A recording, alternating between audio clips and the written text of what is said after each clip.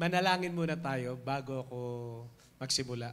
Heavenly Father, we want to say thank you, Lord God, to your goodness, to each and every one of us that belongs to ABCF family headed by Pastor Bong and Ate Estela, Lord God. Father, I ask in the name of Jesus that let your anointing flow to each and every one of them, Lord God.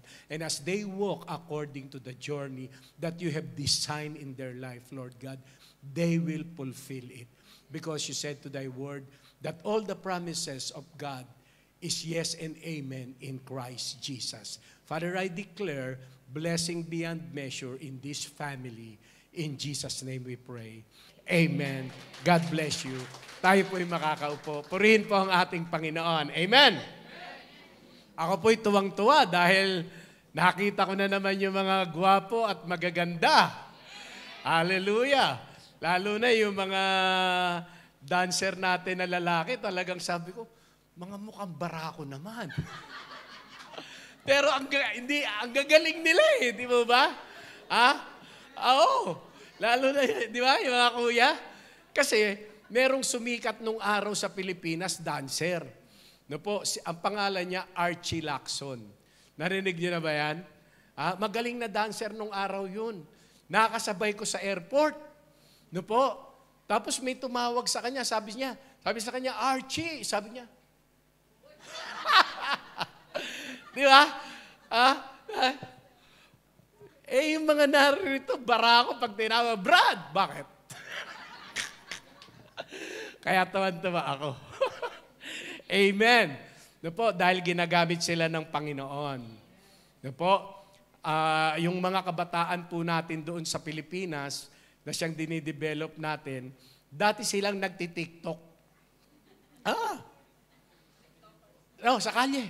Igaganon lang nila yung kanilang cellphone dun sa bangketa. Tapos magaganyan-ganyan na. Pero ngayon, sila po ay nagpipresent sa church. Mga youth po ito dating mga TikTokers. No po, pero ngayon, because they know already Jesus, hallelujah, and their life has been changed. Binago ng Panginoon. Mga kabataan po. Napadala ko kaya kay Pastor Bong yung bagong Bible sa Pilipinas na ginawa ng Philippine Bible Society. Kaya po sabi ko, dapat i-disciple natin yung ating mga kabataan. Alam niyo po ba, na merong translation ngayon sa Pilipinas. Napadala ko pa ba sa iyo po yun, Pastor? Yung New Bible Translation, padadala ko. Gumawa po ang Philippine Bible Society ng Bible for millennial. Oo. Kaya lang, nung ina-analyze ko, parang binastos nila eh. Alam niyo, nakasulat, kahit hindi ka pinapansin ng crush mo. Pero pag na kay Lord ka, lagi kanyang papansinin. Nakasulat. Grabe, sabi ko, ano na nangyayari sa atin? Philippine Bible Society, padadala ko po kay Pastor Bong. Nag-print sila ng 10,000. Konti na lang daw ang natitira. So, ibig sabihin, marami nang bumili. No po, na ganong klase ng Bible. New Testament version. Nakakalungkot po. Kaya kung meron po kayong mga anak, sino may mga anak rito? Mga youth, mga kabataan, dapat po mabantayan natin yan.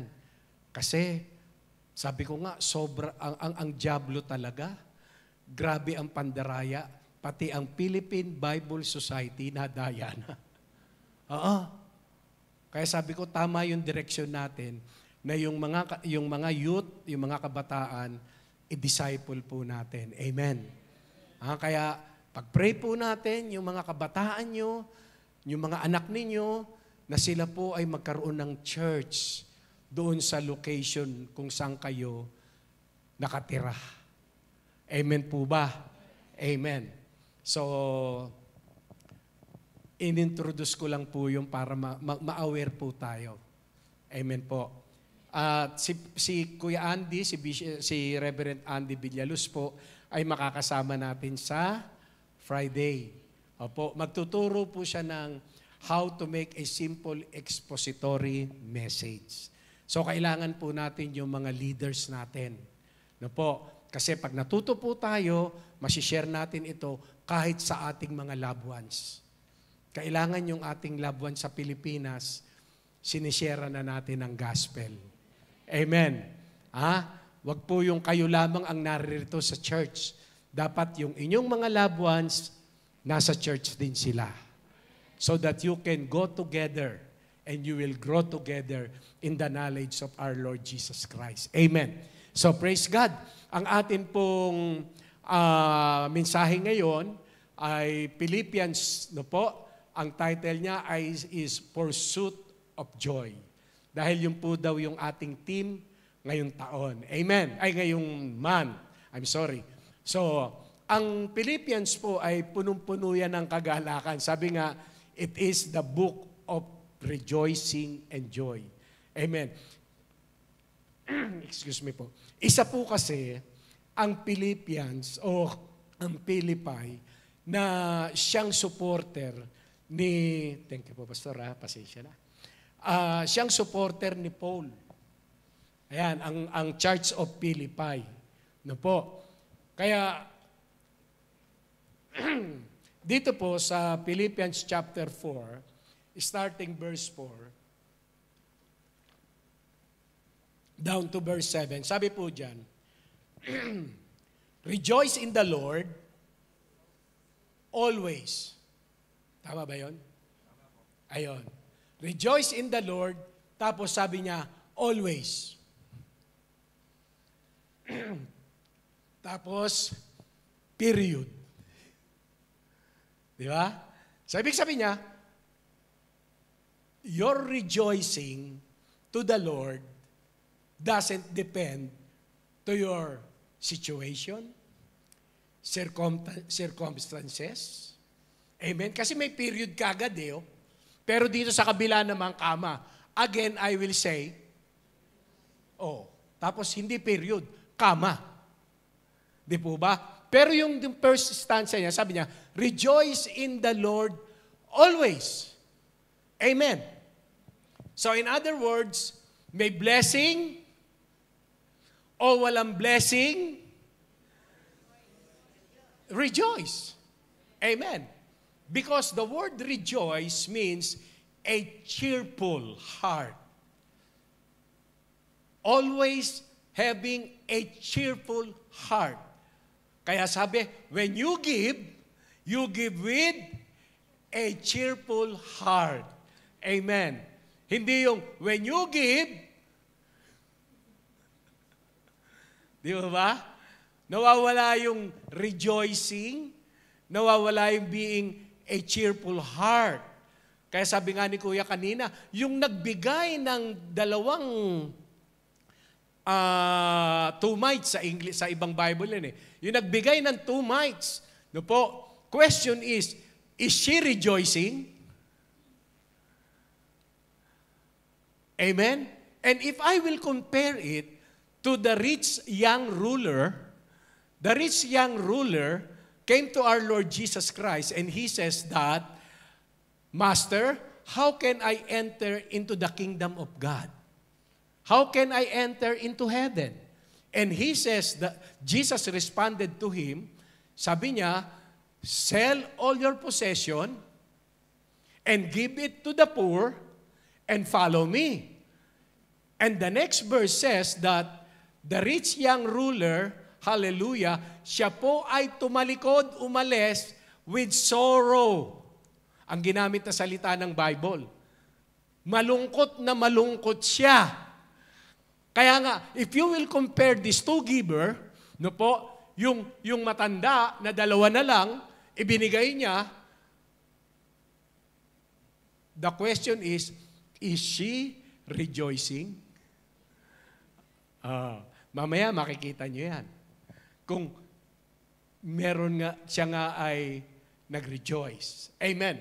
Kaya sabi rito, rejoice in the Lord always. Again, I will say, rejoice. Are you always rejoicing? Sometimes, people are looking for happiness. Happiness and joy has a different meaning, and it has a gap between the line. Because happiness is just a moment of time that you were in your barkada, andun ka sa kainuman mo, andun ka sa mga kabaraha mo, di po ba? O andun ka sa mga kamarites mo, di po ba? Andyan yung happiness. No po. But if you were alone, going back to your room, karamitan sa atin, di po ba, na tumitira tayo doon sa mga kwarto-kwarto. O pag andun ka na ba sa kwarto mo, masaya ka pa rin ba? Di ba?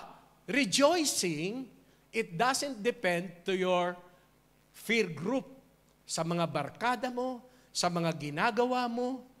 Hindi po doon nakasalalay. Because joy is a fruit of the Holy Spirit. Amen. Kaya marami actually ang naghahangad nito. But sad to say, they were just find happiness. Kasi gusto nila ito eh. Kaya lang, namamali. No po, nakikita nila sa barkada, o kaya na may nakikita nila sa chick boy. Di ba? Chick boy. No? Kaya akala nila yun na yung kasagutan doon sa hinahanap nila. And yet, when they get it, they found out later, still, they are looking for something. Because that's only a temporal. Amen. Kaya sabi rito sa verse 5, let your moderation or gentleness, yan, let your gentleness be known to all men. The Lord is at hand. Meaning, God is in control. God is in control of your situation. God is in control of your circumstances. That even in times of problem, still, God is in control. Why? Because He is a sovereign God. Kaya sabi niya dyan, let your gentleness or being a gentle, it is a strong inside, but meek outside. Yan ang gentle. Hindi yung kasi minsan yung tatawid sa sasakyan, ay sa kalsada, aalalayan ng lalaki yung yung babae, di ba? Sabi, ang gentleman naman ito. Di ba? Pagbababa sa sasakyan, ang gentleman naman. Pero biglang nabangga sa balikan. Sino ba? Hindi yan. Hindi totoo yun. Because gentleness is strong in inside. Amen? And meek in outside. Yan ang katotohanan. Kaya sabi ng Bible, sabi niya, let your gentleness be known. Why? Because you are the gospel of Christ. In 2 Corinthians chapter 3, verse 3 says, you are the gospel of our Lord Jesus Christ, known by all men, written not with the ink, but with the Holy Spirit. Written not in the tablets of stone, but in the hearts of man. Amen. Kaya sabi niyan, let your gentleness be known. Amen. Tanong, ang Acts, Book of Acts, nagbabasa kayo ng Bible? Sino nagbabasa ng Bible? Wow! Ang galing lahat. Ang Book of Acts, ilang chapter? Konti na lang ang sumagot. Parang 5 na lang yata eh. 28. Ayan. Kung ang Book of Acts ay hanggang chapter 28, sabi nga nung daliri, okay ka. Ayan, di ba? Hanggang chapter 28. Ang 2 Corinthians chapter 3, verse 3, sabi niyan, you are the gospel of Christ, known by all men. Ibig sabihin, ikaw yung Acts 29. Amen po ba? Sabihin mo sa katabi mo, Acts 29 ka pala? Kasali ka sa Bible? Oo. Kasi yung iyong kilos ay binabasa ng kasama mo sa bahay. Amen po ba? Oo. Sino yung may mga kasama sa bahay dito? Halos lahat tayo. Di po ba? Sa umaga pa lang, paglabas mo ng kwarto, binabasa ka na nila. Oo. Tingnan ko nga kung born again talaga yan. Pag sa almusal pa lang, malalaman na nila kung born again ka. Paano? Pray. Di po ba? Madalas kayo sa Jollibee, di ba? Di ba? Madalas kayo sa Jollibee? Tignan nyo yung mga ibang kumakain doon ng mga hindi Kristiyano. Hindi sila nagpipray? Anong ginagawa? Hindi, pinipicture muna.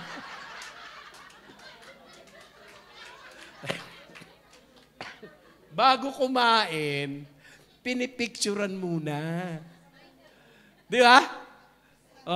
Kayo, bago kumain. Yun ang kaibahan nyo. Bago kayo kumain, pray. Sila, bago kumain, hindi pray, picture. Di ba? Hindi yun ang realidad ng buhay eh. Amen. Kaya binabasa ka nila. Kaya sabi diyan, let your gentleness be known to all men. The Lord is at hand. Okay? Next. Be anxious for nothing. Wow. Be anxious, be so much concerned for nothing, but in everything. Amen. Di ba? Ano ibig sabihin? Do not be anxious for nothing. Yung message ko last Sunday, sabi ko, hindi lahat ay pinapatulan. Amen po ba? You must choose your fight if it is worth to fight. Dapat pipiliin mo yung lahat ng, hindi yung, sabi nga, may kasabihan,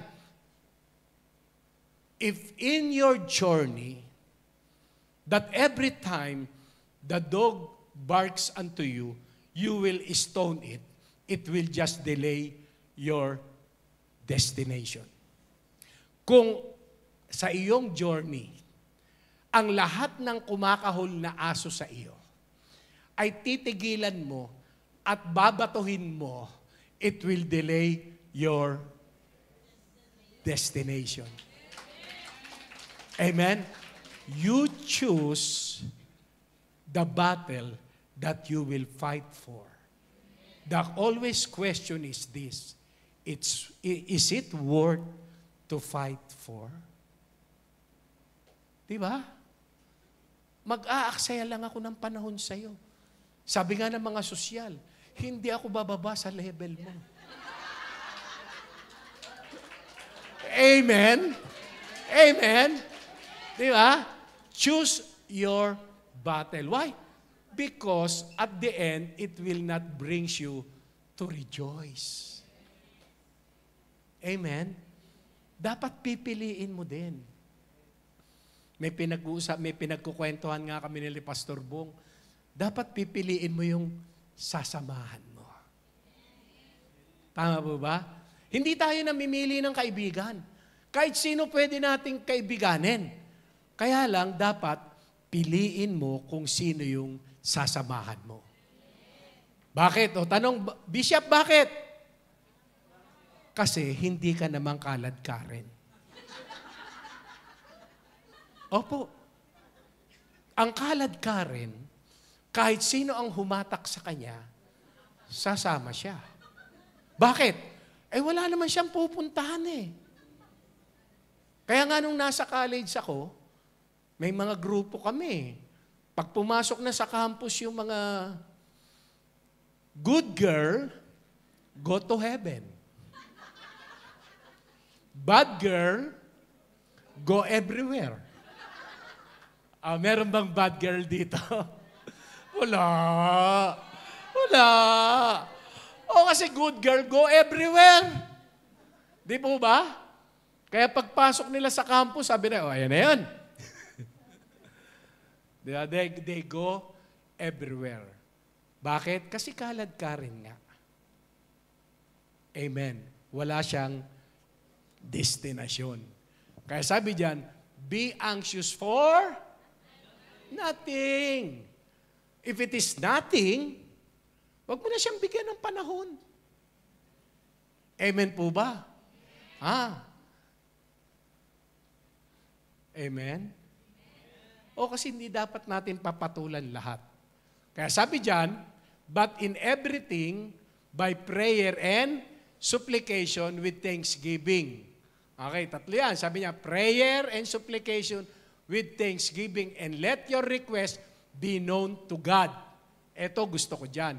And the peace of God, which surpasses all understanding, will guard your heart and your thoughts in Christ Jesus. Amen. So dito sa Philippians 4-7, dalawa ang makikita natin na siya ay naroon sa Galatians chapter 5 verse 22. Ano yan? Yung una, joy. Amen. Ikalawa, yung tignan nyo, basahin nyo. Ako, nababasa ko yan kahit malayo. But the fruit of the Spirit is? Okay, ang sunod? Ang sunod? Ayan. Diba? Yan yung laman ng Philippians chapter 4. Verse 4-7. The fruit of the Spirit is love, joy, and peace. Sabi natin kanina, we love you, Lord, because you first love us. Sa 1 John chapter 5, sabi ron, God is love. Amen po ba? God is love. So therefore, if God is love, the Bible says in Galatians chapter 5:22, the fruit of the Spirit is love. Amen. At ang sabi ng 1 John chapter 5, God is love. So in other words, that joy and peace is the result of love. Hindi ka pwedeng magkaroon ng joy at ng peace kung wala kang pag-ibig. Paano ka magkakaroon ng kagalakan? You don't love your seatmate. Di ba? Huwag mo lang tignan yan. Ganyan na talaga yan. Okay? So, you cannot separate joy and peace. Joy and peace is inseparable. Amen. Hindi ka pwede magkaroon ng kagalakan or joy kung wala ka namang kapayapaan. At hindi ka rin pwedeng magkaroon ng kapayapaan kung wala kang kagalakan.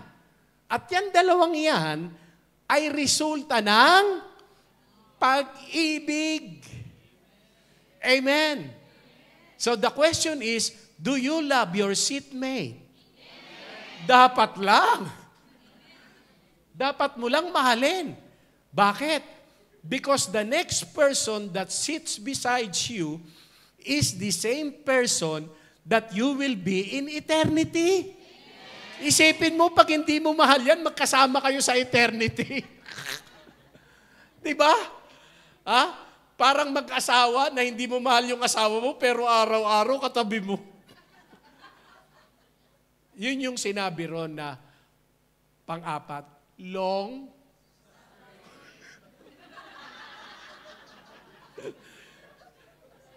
Diba? Ha? Oo, biro mo. Yung partner mo, ayaw mo. Tapos kasama mo, araw-araw, ay di long. Ayun. Ang gagaling ninyo. Di po ba? Okay. Ang joy ay hindi pwedeng mawala na kasama ng peace. Because the Bible says in Philippians chapter 4 verse 7, the peace of God. It is not the peace with God. Hindi. The peace of God. Amen. That dwells in you. Because it is the fruit of the Holy Spirit. Kaya, babalikan ko yung sabi ko, masaya ba yung matanda na nagbigay? Okay. Ito lagi kong naririnig to sa Nehemiah chapter 8 verse 10. Lagi kong naririnig ito The joy of the Lord is my strength. Di po ba? Memorize niyo yun? Oo, pero bago natin yung maranasan, eto muna. Sabi diyan, then he said to them, go your way, eat the fat, drink the sweet, and send portion to those for whom nothing is prepared. Amen. Tapos ang sumunod dyan, sabi, for this day is holy to our Lord. Do not sorrow, for the joy of the Lord is... Yung matanda, nagbigay. Meron siyang joy. Because before you experience joy in this scripture, you must send a portion to those who are nothing. Meaning, there is joy in giving. Amen. Ay binigay nung matanda yung dalawa, yun na lang ang natitira sa kanya. Ang tanong, is there a joy in giving? Yes. And that joy, the Bible says, gives strength. Amen po ba? Why? Because joy is a spirit. Sabi ni Peter, unspeakable joy. Unspeakable joy is undescribable. Bakit ka masaya? Hindi ko alam, basta masaya ako. Bakit ka umiiyak? Masaya kasi ako eh. Nakita na kayo? Umiiyak, pero masaya daw siya. Anong tawag natin dyan? Ayan, pinangalanan nyo. Di ba? Amen. So, ibig sabihin, ang kagalakan, hindi porke umiiyak ka, malungkot ka. Kaya nga sabi ni Peter, it is undescribable. Amen. Hindi mo siya, parang pagkain. Sino marunong kumain ng masarap? Anong lasa?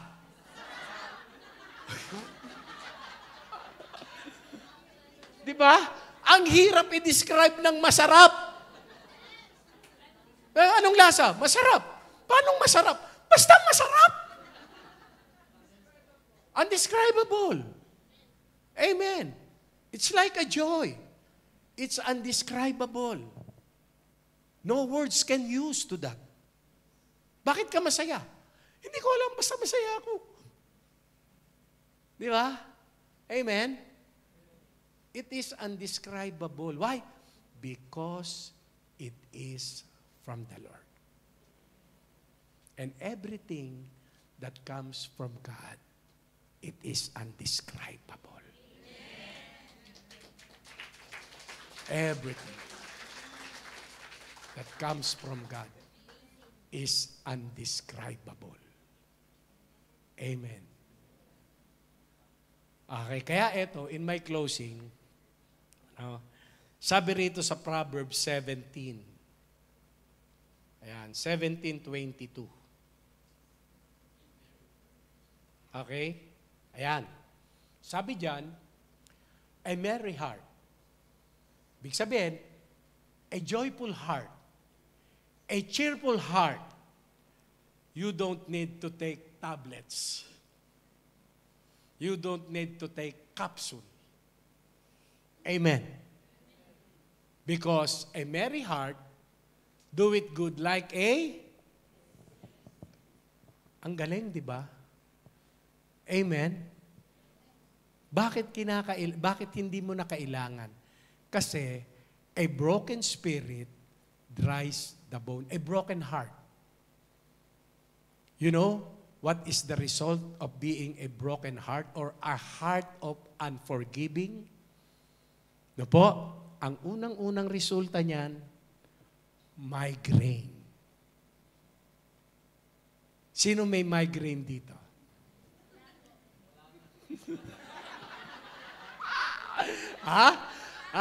Di ba?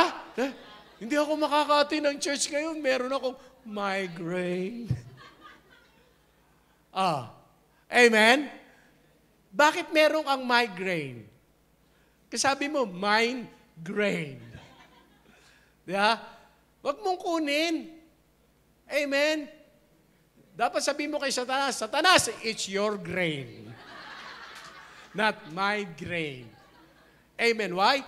Because a merry heart, it's like a medicine to our heart.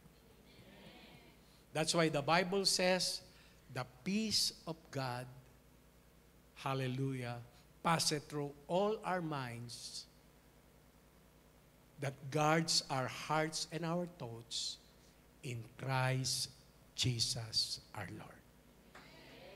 Amen. Because everything that the Word of God says, it's for us. In 2 Corinthians chapter 1, sabi niya, all the promises of God in Christ Jesus are yes and it's amen. Guard your heart. Guard your heart. For out of it are all issues of life. The Bible says, are all issues of life. Either it is negative or positive, it comes from the heart. Amen. And I would like to share to you tonight, even your disappointment, your failure, your mistakes, God knows all of it. And the good news is this, because He is a sovereign God, He collects everything. Your failures, your mistakes, even your sin. God is collecting it.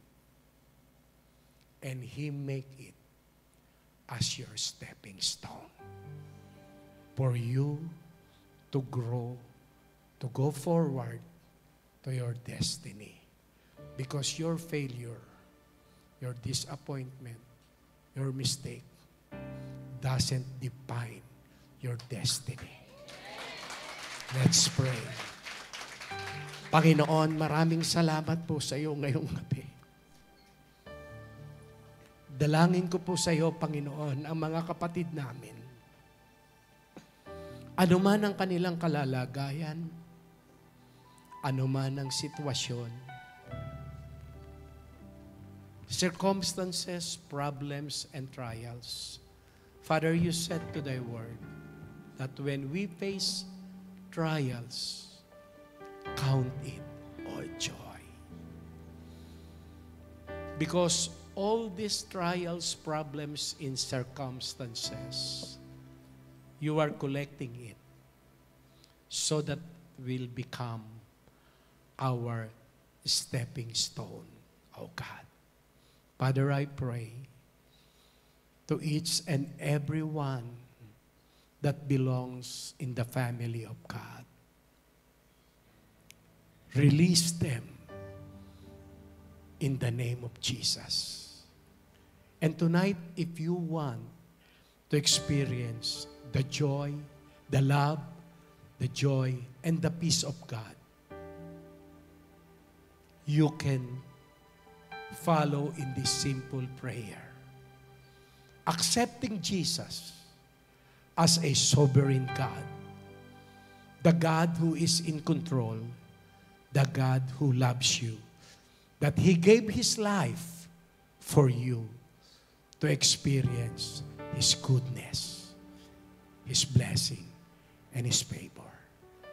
You can follow to this simple prayer as you wish. Panginoon, ako po ay lumalapit sa iyo. Ako po ay lumalapit sa iyo. Nang mayroong pagpapakumbaba Na merong sa aking puso. Sa aking puso. Panginoon, Panginoon, patawarin mo po ako patawarin mo po ako sa aking mga kasalanan. sa aking mga kasalanan. Linisin mo po Linisin mo po ang aking buhay ang aking buhay mula ngayon mula ngayon at sa susunod na panahon. at sa susunod na panahon. Panginoong Jesus, Panginoong Jesus, tinatanggap kita tinatanggap kita bilang Panginoon bilang Panginoon ng aking buhay ng aking at buhay tagapagligtas. at tagapagligtas. Ako po'y nananampalataya Ako po ay nananampalataya. ang buhay na ibinigay mo sa cross ng Kalbaryo Ang buhay na ibinigay mo sa krus ng Kalbaryo ay dahil sa pag-ibig mo ay dahil sa pag-ibig sa mo akin. sa akin. Maraming salamat, Panginoon, Maraming salamat, Panginoon, sa buhay na yan sa buhay na yan na binigyan mo ako na binigyan mo ng panibagong pag-asa. panibagong pag-asa. Ito po ang aking dalangin Ito po ang aking dalangin sa ngalan ng iyong anak na si Jesus. sa ngalan ng iyong anak na Jesus. Amen. Amen. My Lord, I want to declare blessing upon our brethren